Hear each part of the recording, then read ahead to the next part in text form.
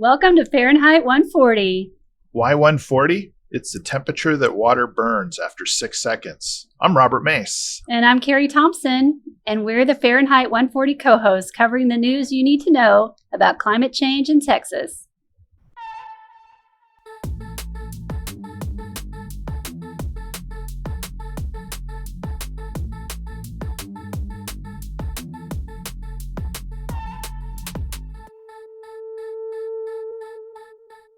This is your producer, Sarah Wingfield, welcoming you to today's bonus episode.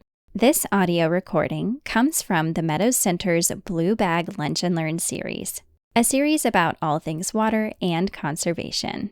In this Blue Bag recording, you will hear the Meadows Endowed Water Conservation Chair and Fahrenheit 140 Season 2, Episode 5 guest, Dr. Soe Myint, discussing remotely sensed water issues and solutions.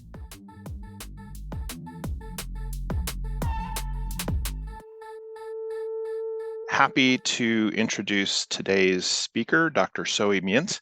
He's the Meadows Endowed Chair and Professor at the Department of Geography and Environmental Studies at Texas State University. He also serves as the Chief Conservation Officer here at the Meadows Center, and he's been with the university pretty brand spanking new since January, and very, very happy to have him.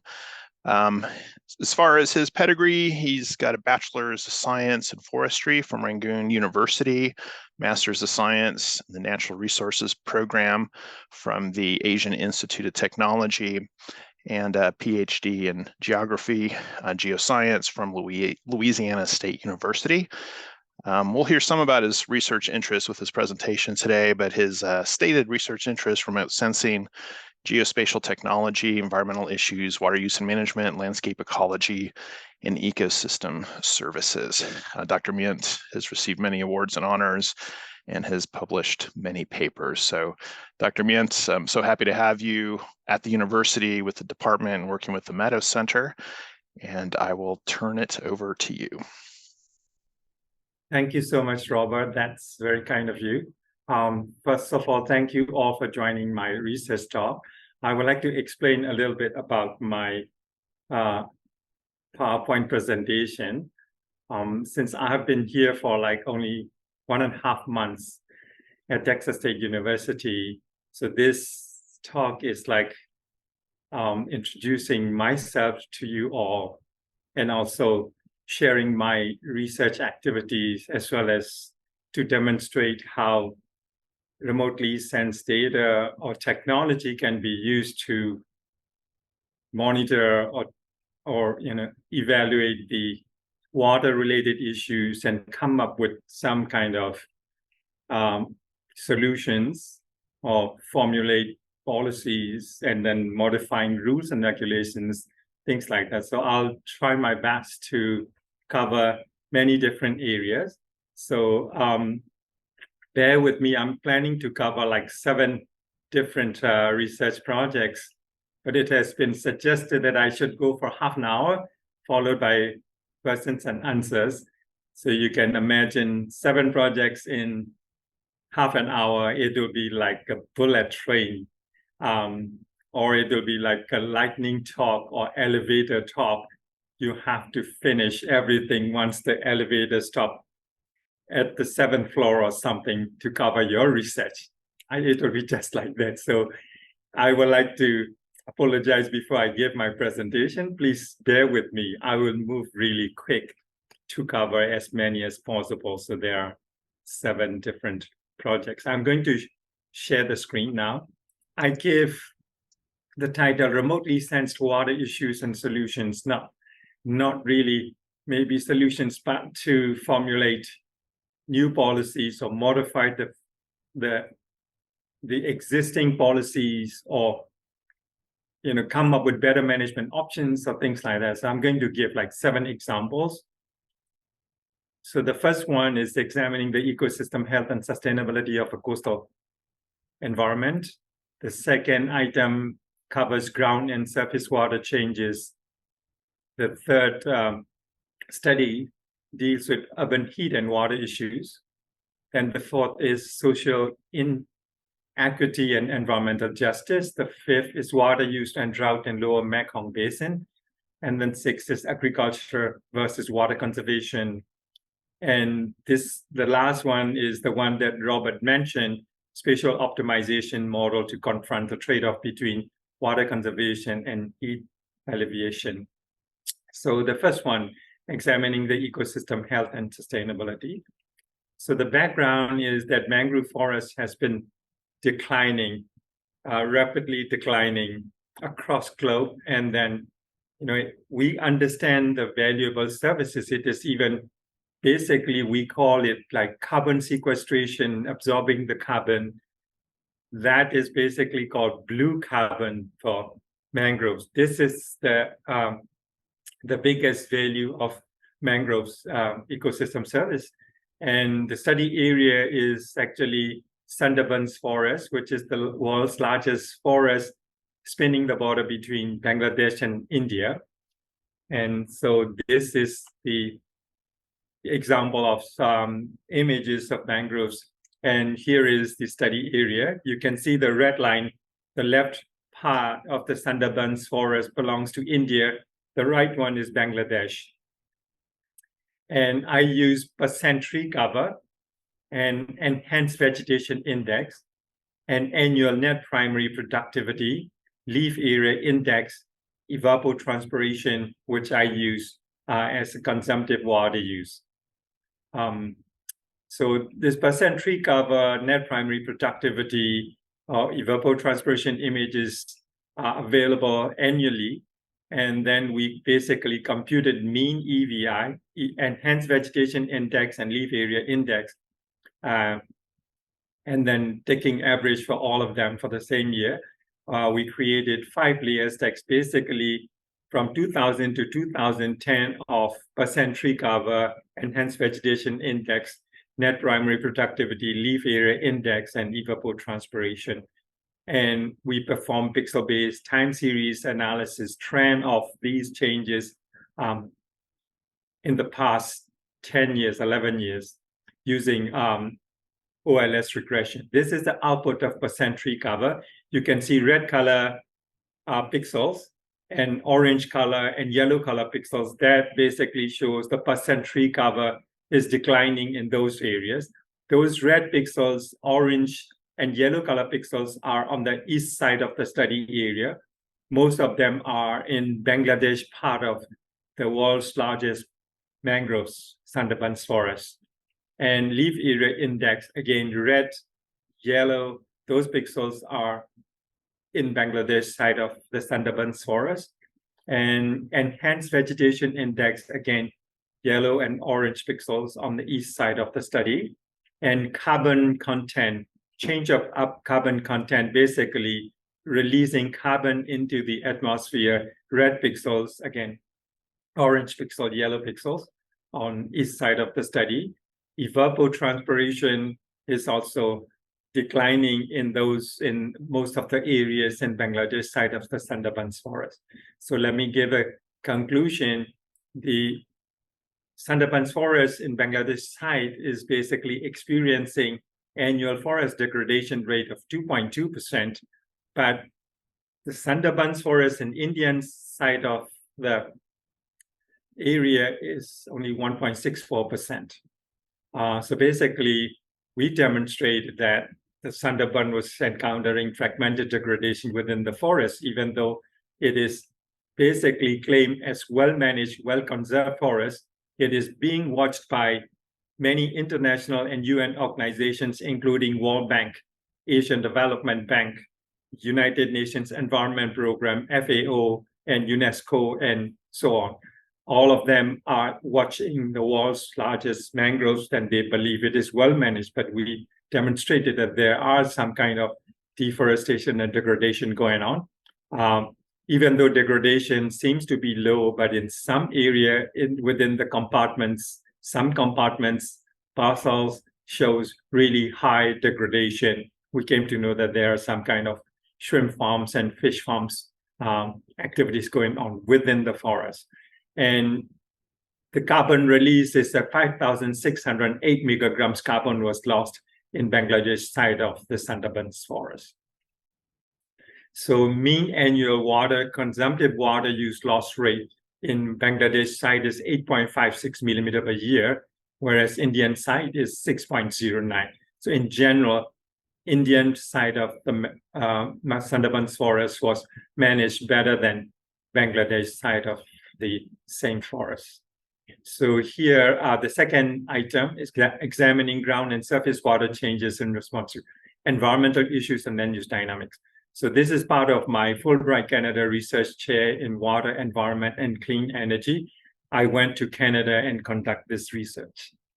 So overall goal is to see whether there is changes in surface and groundwater in Canada between 2002 and 2017. We would like to know whether there is some kind of biophysical, socioeconomic, and land use land cover dynamics that influence these changes.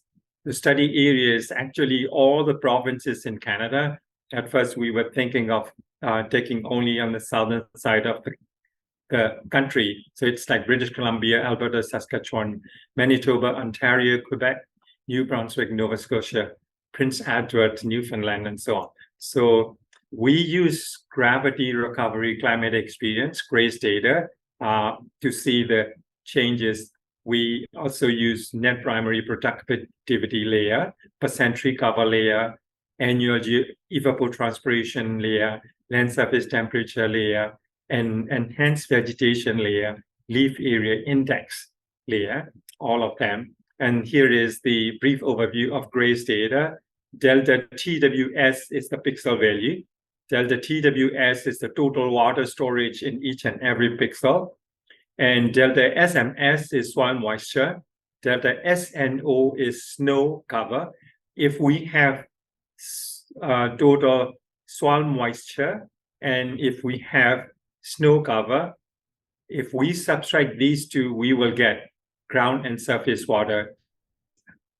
But if we have surface water layer, then subtracting these three would lead to groundwater changes. But in my case, we didn't get surface water layer. And so we basically check ground and surface water changes together. The baseline for the mean data is between 2004 and 2009. Take the average and subtract it so that which year, which value is getting higher than that average data.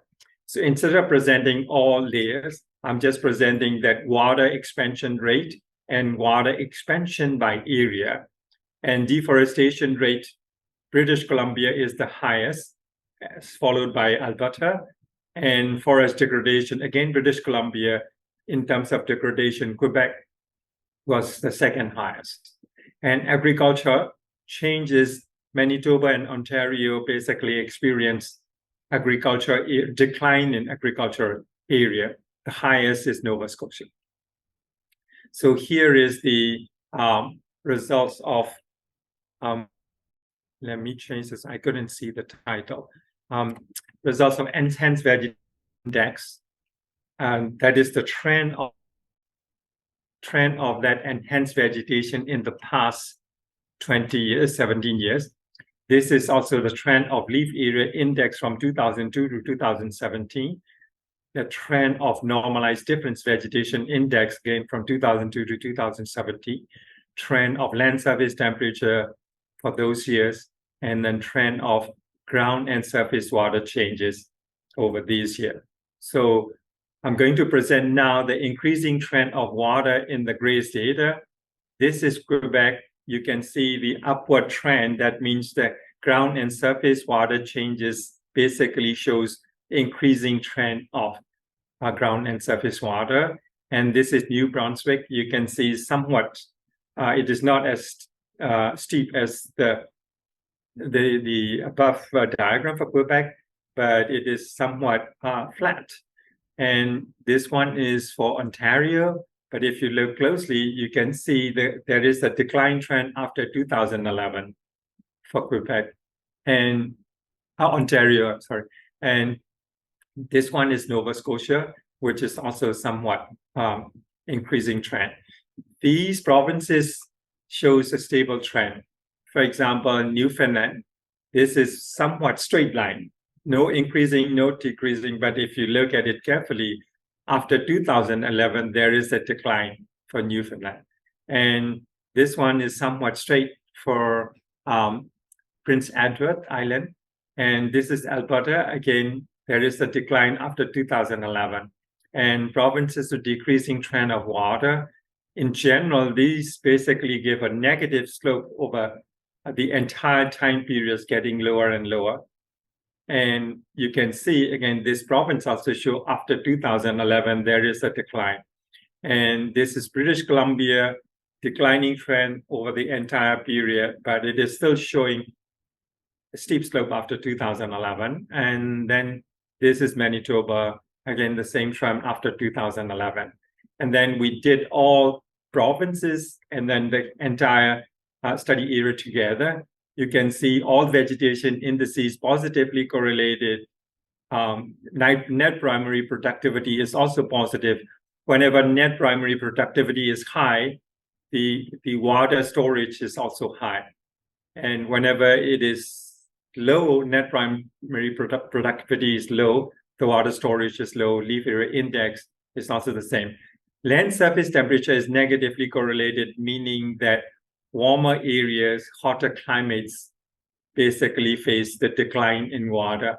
And the other one is deforestation, which is also negatively correlated. Let me switch to conclusion. All vegetation index indices and percent tree cover are positively correlated. Whenever they are high, ground and surface water gets higher. Land surface temperatures are negatively correlated, warmer areas, and then lower ground and surface water. Deforestation rate is negatively correlated. So whenever there are deforested areas, you will see ground and surface water decline. And see those provinces, 3 provinces shows the trends of stable trends, but all other provinces either negative trend, or even though if it is not negative, you will see the decline, sharp decline after 2011. And so that's basically the finding. And let's move on to the next one, formulating operational mitigation options and examining the urban social inequity, which is part of my NASA EcoStress funded project. I serve as the PI. And research objectives, the goal is to evaluate environmental inequity of heat and drought exposure, as well as water use, which is basically outdoor water use among different socioeconomic status and racial ethnic categories. So we basically investigate the relationship between that ecostress, NASA ecostress land surface temperature, evapotranspiration layer, evaporative stress index, and then link with all these demographic, socioeconomic factors. So here is the study area of Phoenix. You see a lot of man-made features in the desert environment.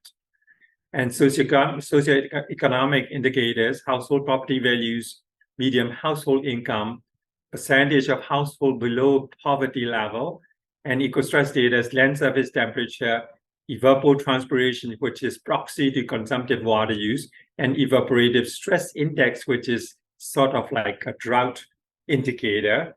And we use all these 3.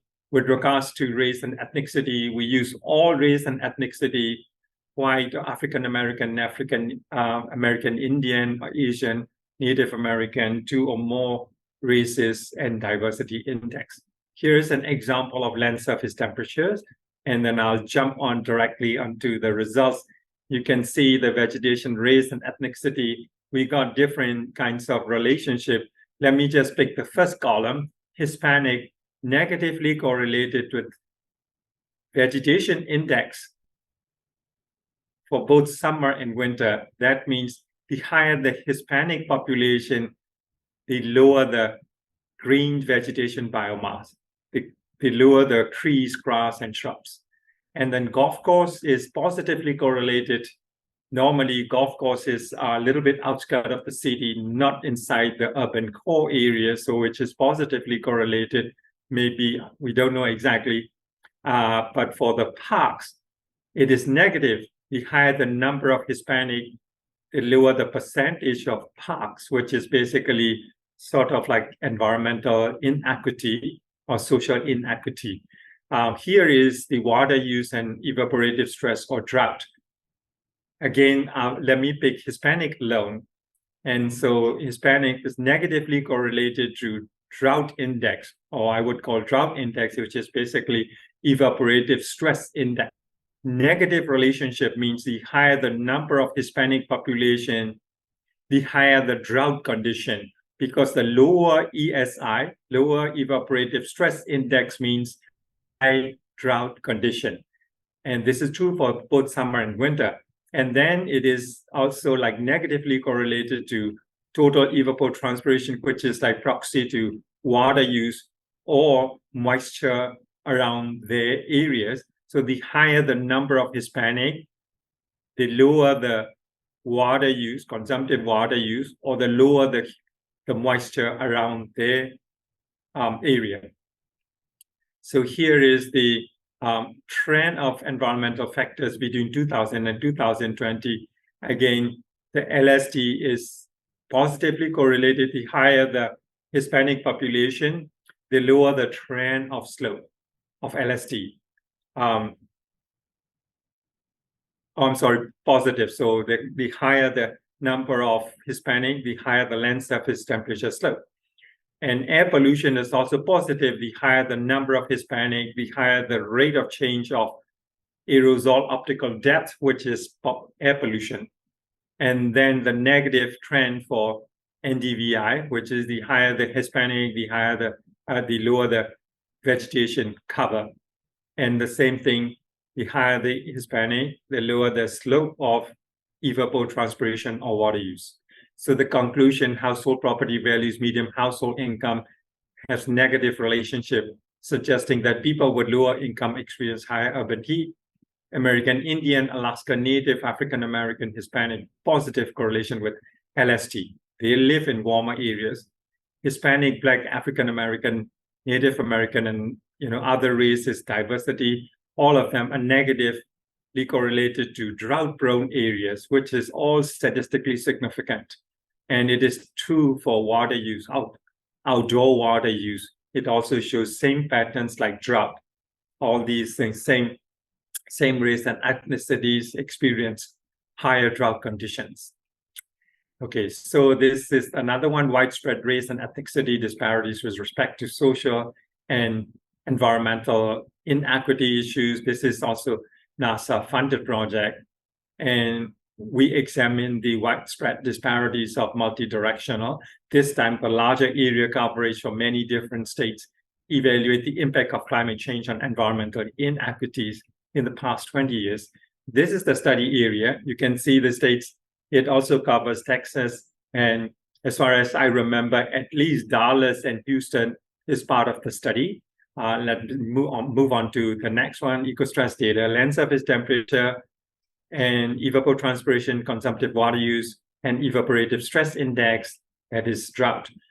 Let me just pick only one category, which is African American.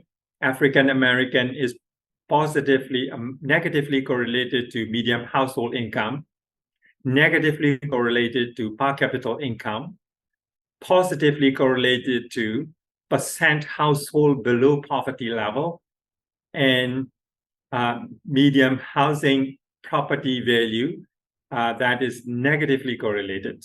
So daytime land surface temperatures are positively, there is no relationship, but evaporative stress drought is positively correlated. And water use is also positively correlated, and land surface temperature trend is negative, evapotranspiration outdoor water use is negative. Again, we try to see what is the difference in the weighted mean among Hispanic versus non-Hispanic and people of color versus non-Hispanic white. Let me just pick only one column. You see the negative relationship for median household income and per capita income, negative for housing property value, minus 77.30, and evapotranspiration water use is also negative. evaporative stress index is also negative. Land surface temperatures are positive with the land surface temperature slope higher the Hispanic in comparison to non-Hispanic positive. And water use negative, the higher the Hispanic, less water use, less moisture, less humidity. And then we also basically take the mean value. You can see land surface temperatures are somewhat positive going up, and evapotranspiration of those two at the bottom, somewhat negative. Let me show you a little bit more into detail. Those figures on the left is for arid, semi-arid, or desert condition.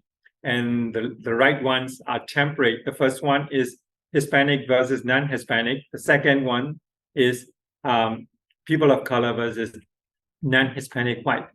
In arid desert conditions, environment, all of them are positively correlated. You can see temperate part, water use or consumptive water use or moisture outside the environment is basically showing the negative trend over time.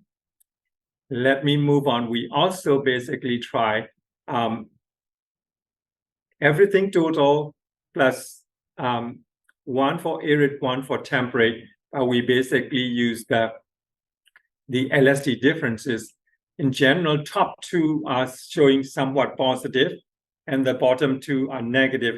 We basically subtract Hispanic temperatures at each pixel minus non-Hispanic temperature, and do the same thing for temperature in people of color minus the temperature in non-Hispanic white, and show some positive and negative trends.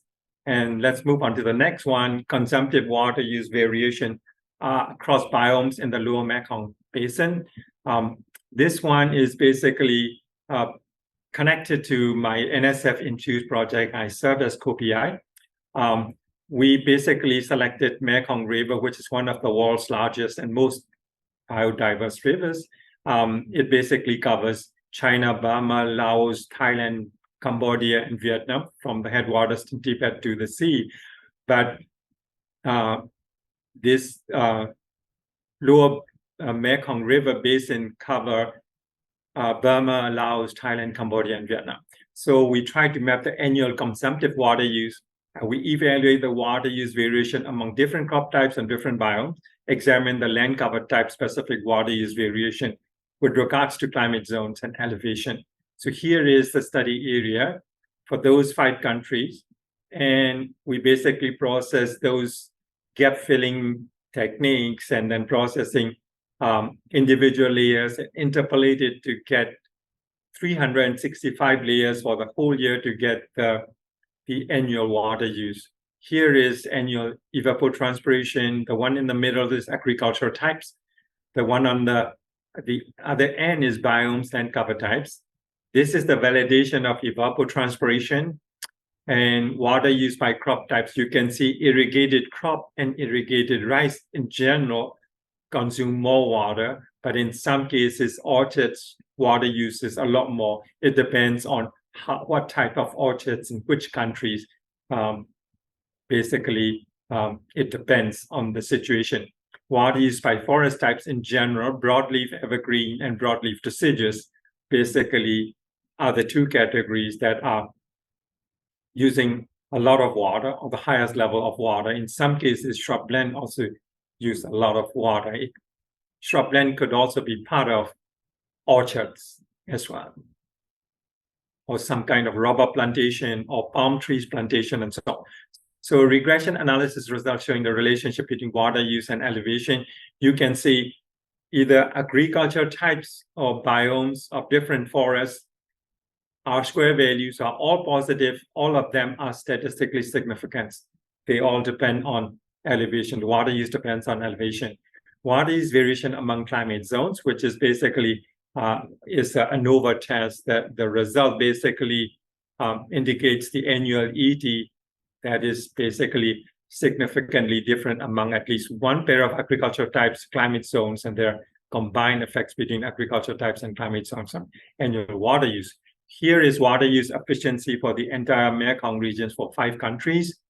And Here is another ANOVA test. Basically, it shows water use efficiency is significantly different at different NDVI levels. We just wanted to show different NDVI. If we show everything together, people may argue that the higher the NDVI level, it is supposed to be more water use efficiency. So we split it and then show it's still significant. This is each biome types for each diagrams and showing NDVI levels. Normally, high NDVI supposed to be more water use efficiency, but it is not completely true in some climate zones. Some moderately high are even higher, or medium is higher. So this one is NOAA funded project. I serve as the PI, adapting crop water management under climate uncertainty and spatial decision support system. So this one research question is how agriculture water use responds to drought conditions, which crop types are vulnerable to drought in terms of water use, and what adaptive options can be applied to solve this issue. So here is the Phoenix active management area. And here the crop type mapping, we interviewed USDA Farm Services irrigation district managers, took fieldwork interview with local growers, and using remote sensing machine learning algorithm. And this is example image. This is the output map. We basically prepare crop type maps for 2 drought years and 2 wet years. Here is the validation of evapotranspiration that we generated using Landsat-TM image. And here is another validation at the farm unit level or each irrigation district level. So you see the water use, mean water use for each crop type in dry year is higher than wet years, except cotton, which is not really the case. That argue when I organize 2 workshops and invite all USDA or irrigation districts managers and agribusiness council and water of Arizona and Arizona Department of Water Resources, but mainly local farmers do not believe that crop water use in dry years and wet years are not different. They use the same amount of water. This is the result that we got. And again, we did the ANOVA test, regardless of which crop type or which irrigation districts or which year, either drought or wet years, they all are statistically significant. And I'm just showing some example. If we extract alfalfa alone, we use 2.639 billion gallons more in a dry year. Same level of water use, regardless of which year, is not really correct. And again, another one really quick, I'll just extract only alfalfa and cotton. 56.81% of the water goes to alfalfa. This is desert environment. And alfalfa is the most water use crop. And that is the biggest. 25.36% of agricultural water use goes to cotton. 51 billion gallons of water used for alfalfa. 22 billion gallons used for cotton. And a dry year, we use 2.6 billion more gallons for alfalfa. In dry years, we use 479 million more gallons used for barley, and we use 388 million more gallons for corn. And to know that barley is the biggest water user in the dry year, which is followed by wheat, alfalfa, wheat, sorghum, and corn. And we also tested what if we plant 2 crops at the same time. If we grow barley and cotton together, we could have saved 9.749 billion gallons in a year, or 22.87% of water use. And given the same condition, barley production could have been 9 times higher, and cotton production could have been 12.51% higher over the original crop yields. So the conclusion is crop use more water in dry year. Water use varies by irrigation districts. Alfalfa use the highest amount of water. Cotton is the only crop type that uses more water in a wet year. And double crop uses less water. Crop production is potentially high given the same biophysical and water conditions. Consideration of drought-tolerant crop types is crucial. disproportionately large areas of high water consumption crops needs to be reduced or replaced with other more water efficient crops that can even make better profits, better income. And reduction of total crop area, acreage, or water use, reduction of water use, like the way California is practicing, may not be necessary if we lower water use crop types, drought tolerant crops, or introduce double or multiple cropping practices. So that's basically the one. This one is an innovative scheme to, I'm going a little bit more than what I'm supposed to do. I'm sorry for that. This is the last one that Robert mentioned, recently published in AGU Advances, an innovative scheme to confront the trade-off between water conservation and heat alleviation. NASA funded project. I serve as a PI. And research goal is to basically tackle the trade-off between water consumption and heat mitigation. In order to mitigate heat, we need to increase green infrastructures. When we increase green infrastructure, we use more water. More water conservation is the key, not only in Arizona, it is true for the entire country. So here are the data that I use. That US Census block, a block level for socioeconomic data, and environmental databases for land surface temperature, evapotranspiration, and then also those for Landsat-based summer LST changes and summer ETA changes. Here we use the 3 segments to identify areas, basically identification of required areas. Priority area is the first one, basically the population above 25th percentile, medium household income below 50th percentile, blocks of property values below 50th percentile. When we help those economically stressed neighborhoods and areas with high population, we try to mitigate heat and air pollution by increasing green infrastructure. We also help the entire city, not only them. The entire city temperatures will go down. Water use will also go down, kind of like that. So hotspots, we basically use a daytime land surface temperature, 50th percentile, and LST during the winter, and LST during the summertime, nighttime and daytime, and then blocks of summer for evapotranspiration, water use, and drought layer of that hotspots. Take all these things, that's the environmentally stressed areas. Then opportunity areas, we use 20 years of land surface temperature and evapotranspiration changes. Areas of pixels that experience lower land surface temperature over time or higher water use and evapotranspiration over time are considered opportunity areas for saving water. And so this is the map of soil, trees, grass, and shrubs that we use. And here's summer LST to take the mean, and you get the summer LST mean. And that one was the previous one of daytime. This is the nighttime land surface temperature means.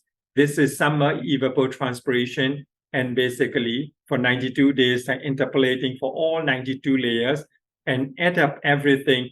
This is the whole year's summer water use. And this is basically drought evaporative stress index, which is a drought kind of indices. And then we take the mean instead of interpolating the actual stress and drought in the summertime.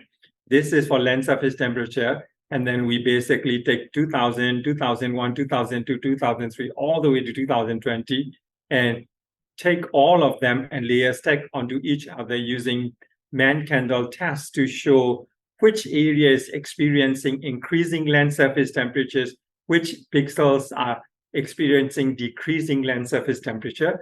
We did the same thing for water use for 2000 ET, 2001 ET, and all these things for up to 2020 and layer stack all of them for water use in which pixels is getting higher and higher, which pixels are experiencing lower and lower between 2000 and 2020. And here are the output for nighttime land surface temperature, outdoor water use, and drought conditions.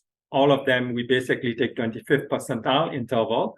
And here are the output of priority areas, residential districts, socioeconomically disadvantaged neighborhoods, lower per capita income, lower housing values, hotspot regions, higher temperatures, higher drought-prone areas, higher lower water use areas, and opportunity areas of increasing trend of evapotranspiration and decreasing trend of land surface temperature.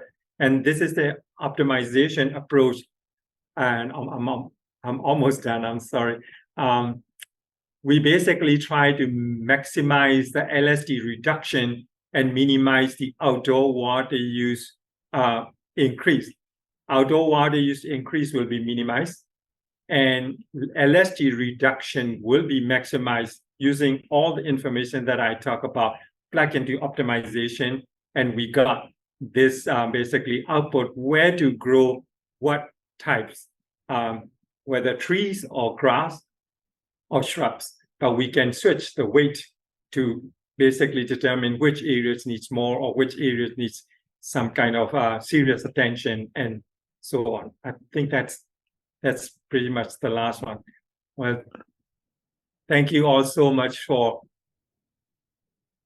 being patient and bear with me. Thank you again, Dr. Myint, for a fascinating presentation. And hopefully we can get some some collaborations going on and leveraging your knowledge and expertise. So everybody have a good rest of the week.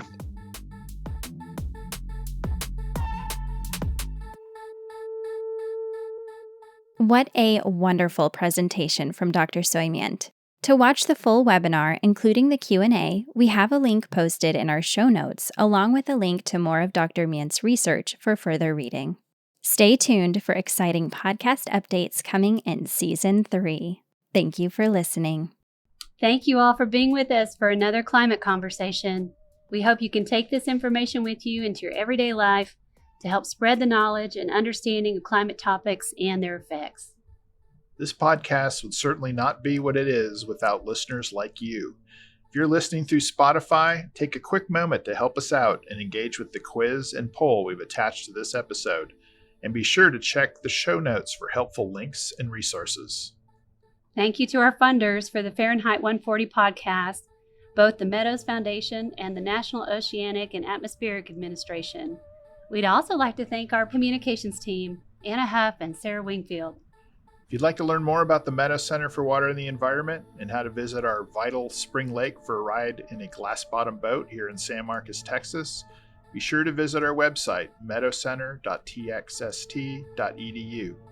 We have a number of climate resources there, including free lesson plans for your K-12 curricula. Sign up for our newsletters to get news, updates, and event opportunities hot off the press. I'm Robert Mace. And I'm Carrie Thompson.